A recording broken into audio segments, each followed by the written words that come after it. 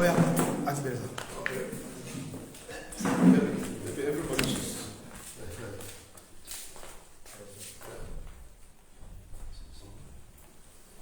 Ààfin ọba ìlú Lẹ́kì ní àwà níbi tí àwọn náà ti fẹ́ sọ̀rọ̀ lórí oríṣiríṣi ohun tí àwọn ti sọ ṣáájú àsìkò yìí nípa ibùdókọ̀ ọkọ̀ Dangote tí wọ́n kọ́ sí ìlú náà. Ẹ máa bá wa kálọ.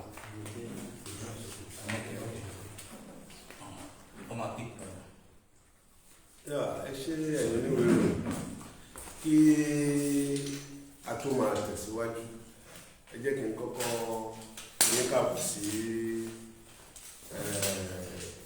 pálàsì kábíyèsí onílẹ́kì Lekki orúkọ mi ní His Royal Majesty. My name is Royal Majesty. Sorry.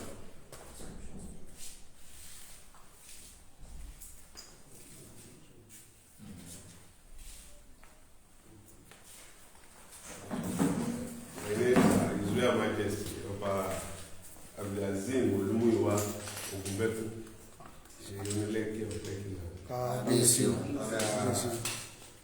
Jẹ́ kí n kọ́kọ́ ṣètẹ́ lójú pé lóòtítọ́ àti ní òdodo ni àwọn ìṣẹ̀lẹ̀ yẹn ṣẹlẹ̀, ṣùgbọ́n láti wá sọ pé torí pé kíní ẹ̀ ṣẹlẹ̀ ní Lekki pé wọ́n gbé ìgbésẹ̀ omi má lè wọ Lekki mọ́ kó tó wá lọ sí tó lọ fi ń affect other communities kò rí bẹ́ẹ̀ rárá.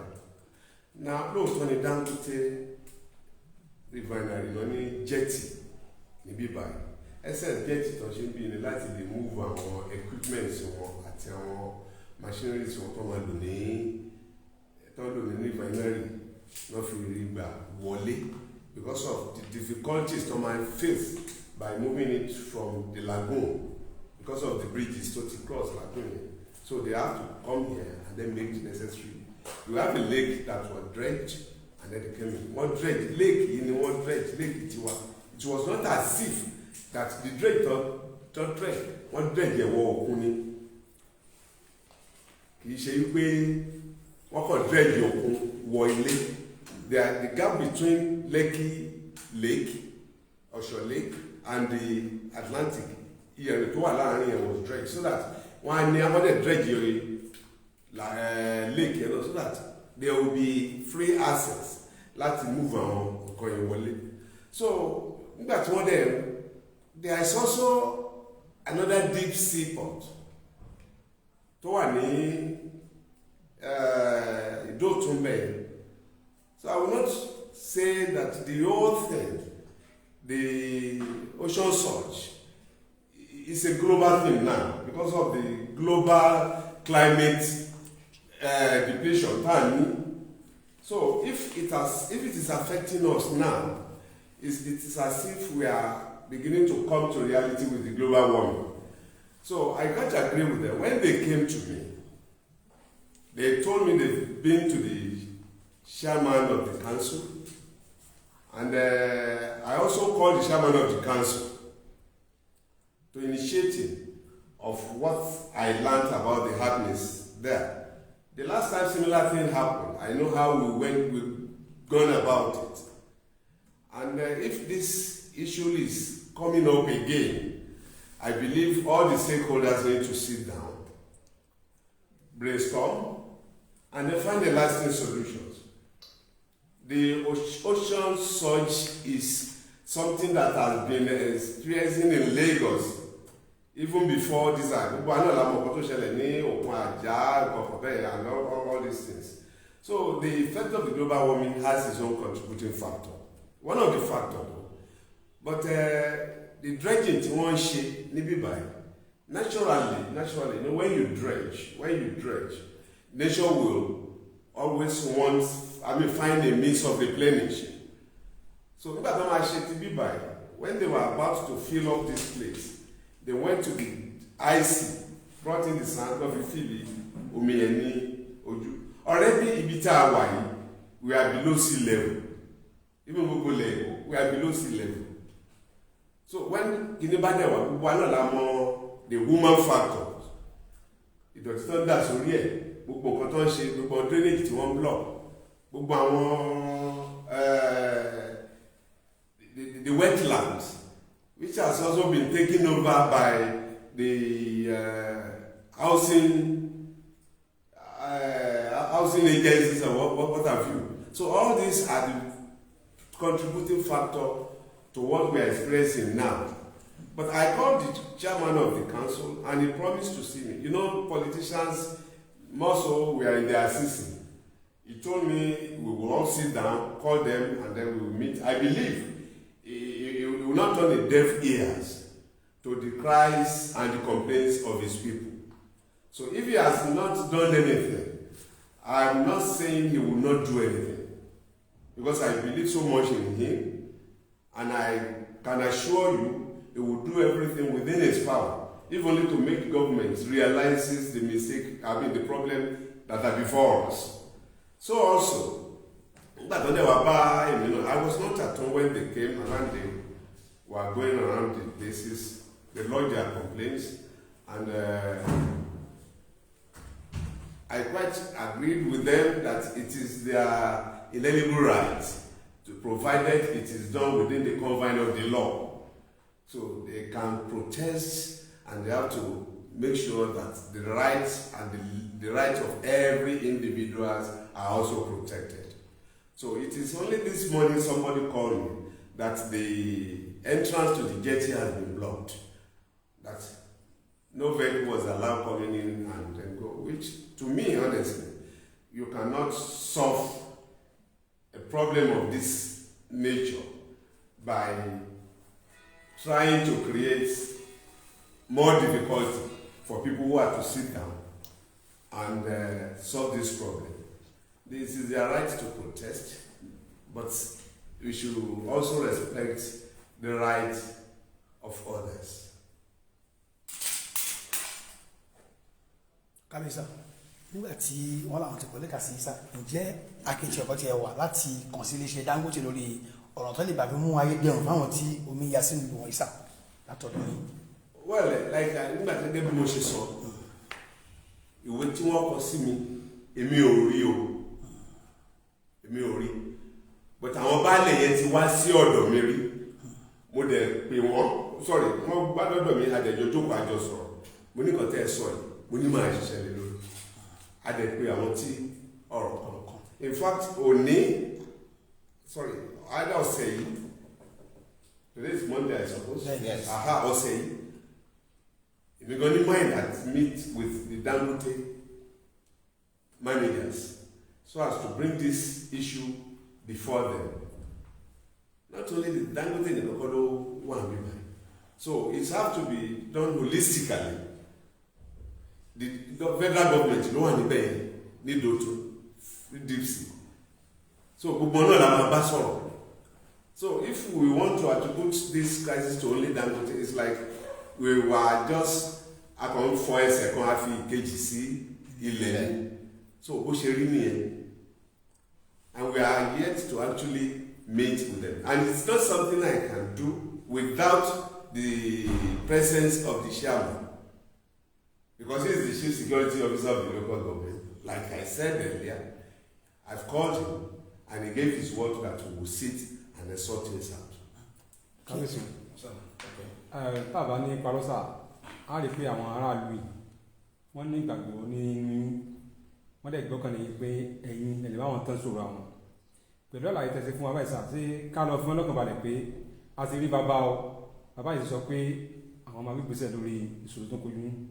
Lédè Yorùbá sà, lédè Yorùbá tó ń sọ̀rọ̀ bí pé àwọn Yorùbá làwọn fẹ́ gbọ́, àwọn tó ń wòye. Ohun tó ń ṣẹlẹ̀ ni pé ohun tó bá ojú ó bá inú, àwọn tó bá gan ó bá èmi náà, tó ló dàbí ìgbà tí ẹ̀yà ara kan bá ń dùn yàn, gbogbo ara ló máa mọ̀. Ohun tí wọ́n fi ń ṣe ọrọ̀ ajé nìyí, gbogbo ọrọ̀ ajé wa ẹja pípa ni, àwọn kẹta tó fi ń ṣe ọrọ̀ ajé wọn ní àgbọn àwọn ọ̀pọ̀ bẹ́ẹ̀ yẹn, níwọ̀n ìgbà tí àdẹ̀ ní fẹ́ kí ọ̀dà kìlú ó dìlú ọ̀daràn, torí wọ́n lọ́wọ́ tó bá dilẹ̀ ní èṣù ń lò. Nígbà tó fi ṣọrọ̀ ajé tí ò bá sí, tí wọ́n lè rí bí lọ́mọ́, gbogbo náà lámọ́ tó máa ń padà jẹ́ bí ó ṣe pé ìwà ọ̀daràn ló máa ń padà á jẹ́ bẹ́ẹ̀. So ó pẹ̀lú nǹkan tí àwa náà ń rò ní ọkàn láti gbé ìgbésẹ̀ ní kánmọ́kíá wípé ká lè tètè wá àbójútó sí ọ̀rọ̀ yìí kó sì bá ṣe máa ṣe ìjọba náà máa gbọ́. mo rẹ̀ pé gbàtẹ́ yìí náà lẹ́ti wà ń bíbá ìtẹ̀sọ̀ kò sí bí ìjọba ò ṣe ní gbọ́, ìjọba máa gbọ́. ìjọba náà dẹ̀ wọn ṣaláìmọ̀ nǹkan tó ń ṣẹlẹ̀ yìí pàápàá jùlọ nítorí àwọn bèbè omi. ní àwọn bá wo Arise TV ní àná àbí ìjẹta kíní náà wọ́n gbé jáde bí kíní ẹ̀ ṣe ń jẹ etí bèbè omi. so globally dẹ̀ ní kíní globally ó tẹ̀ tí ń ṣẹlẹ̀ náwọn ìlú míì ti pẹ́, but àwọn mo fẹ́ kí ó jẹ́ ìdánilójú fún wọn pé ọ̀rọ̀ wọn ó dùn èmi náà lọ́kàn, ó jẹ mí lọ́kàn, kó ti jà wọn náà lọ́kàn.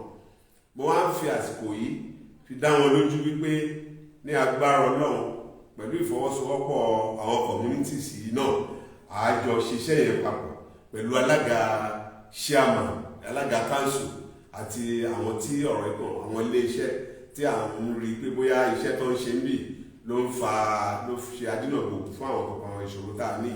kò sígbà tí a ní jọ fọwọ́sowọ́pọ̀. ẹ mọ̀ wípé gbogbo náà la mọ̀ ọ̀rọ̀ ìjọba kò ṣe kọ́ta lè sáré mú ní gìrìmúdìmú, but ara gẹ́gẹ́ bí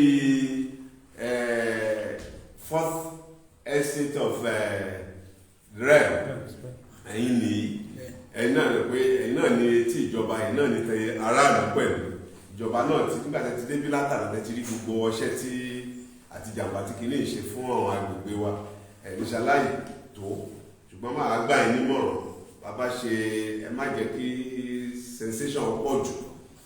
bẹ́ẹ̀ ni wí náà bẹ́ẹ̀ sọ àyà náà wọ́n ti ń wò bẹ́ẹ̀ sọ náà ti ń wò. ẹ má jẹ́ kí sensation pọ̀ jù ní ibẹ̀. ìjọba àpilẹ̀ gbogbo náà làwọn ìjọba elétí gbáròyé ni àníṣaláì fi tó wọn létí. mo dẹ̀ fàsìkò yìí sọ fún yín gan wípé ìjọba náà ṣaláì wọn àwọn ìṣòro tó wà ní agbègbè. kábíyèsí lórí ìṣòro tí ẹ sọ pé ìjọba ò ní ṣaláì lọ́wọ́ torí àwọn aráàlú fi tó wa létí pé alága ìbílẹ̀ Lekki SCDA pé bọ́n ṣe kàn sí wọn tó kàn kọ lẹ́tà sí wọn tó wọn ké gbàjarè pé nǹkan tí alága ìbílẹ̀ Lekki SCDA fi máa tó wọn létí ni pé àwọn ò tó bẹ̀ láti ṣe nǹkan kan nígbà tó wọn sọ fún pé nǹkan tó wọn ṣàlàyé báyìí nǹkan tó wọn sọ tí kò dá wọn lóhùn wọn wá ní kí wọn máa ṣe ìpolongo lẹ́nìí wọ́n ní pé tí wọn bá tó bẹ̀ pé kí wọn dán kílẹ̀ rí sísà kílẹ̀ rí sísà. ọ̀rọ̀ yẹn dòdò lójú tèmi o, ọ̀rọ̀ yẹn dùdù, alága ìbílẹ̀ ò lè sọ bẹ́ẹ̀. àbúrò mi ò yé, mo sọ lẹ́ẹ̀kan mo nígbà tí àwọn baálẹ̀ yẹn wá bá mi, nígbà táwọn baálẹ̀ yẹn wá bá mi wọ́n ṣe dìde tèmi àti wọn jọ sọ̀rọ̀ ni mo ṣe pé alága dẹ̀ ṣàlàyé fún mi pé òun máa wá rí mi nípa ọ̀rọ̀ ẹ̀ ṣé mo àsìkò wọn ní àsìkò òṣèlú máa lọ máa bọ̀ gbogbo àyẹn nígbà mi ti mú adé rẹ̀ kó kọ̀dẹ̀ pè mí padà kábíyèsí òun wà láyé Àbújá tóun bá ti dé òun àwa rí mi. èmi ò ní ìgbàgbọ́ wípé alága ìbílẹ̀ máa sọ wípé kò sí tó kàn mọ̀lẹ́ gbọ́dọ̀ gbé ìgbésẹ̀ rọ̀ torí tí alága báyìí sọ ni pé àjọ rò gbogbo àwa tí ọ̀rọ̀ yìí kàn ó máa wáyé tó bá ń sọ. All right, sir. For the benefit of the non-Yoruba speaking audience, sir, I want you to respond in brief to all that you have said in Yoruba, just in brief, and to also clarify, because in the course of our interaction with the community that are affected, some of them insinuated, when we asked them, that have you reached out to the traditional leader of this community, and they said they've done that on more than few occasions, and they insinuated that probably you might have been settled financially. That's why you are lagging feet. So that is what they said. I want you to do justice to that, sir. Well, in simple terms, not all you hear from the protesters are true. But what I can say categorically clear, that they were in my palace, at this baile of each community and some representative of the community people. They were in my palace, informing me about their predicament, in which I even sent some emissary to go and have a first-hand information about what's happened. And they reported back to me, which I believe their meeting with me was about their welfare, their means of livelihood, and the ecosystem of their communities.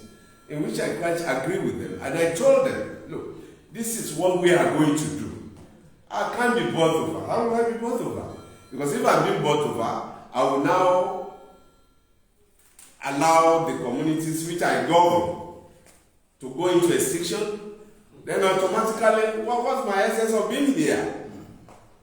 So I am for them, and I will work towards their betterment, and their betterment also have multiple effects. And if I mean the economy and well-being of everybody in these houses, so I cannot be bothered about. They came to me severally though. Like I said, I informed the chairman, and I still want to keep the chairman, take the chairman by his words. He promised to be here, and unfortunately he's been so busy. Even this morning I've called him. He only sent a message that he will see me. I've still not seen him. This morning, even before I heard of these protests here and there, like I said earlier, there was a mild protest, if I would want to call it that way, that they came to the community with a vehicle fixed with public address system, and unfortunately I was not around.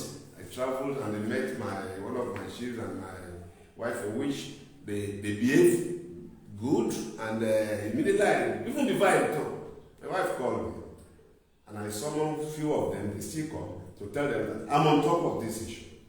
But like I want to advise them, they should allow peace to reign, for them to make this job easier for us, because they should not become so violent, such that we will now be thinking of how to resolve the violence created than finding a lasting solution to the perennial problems we are facing now.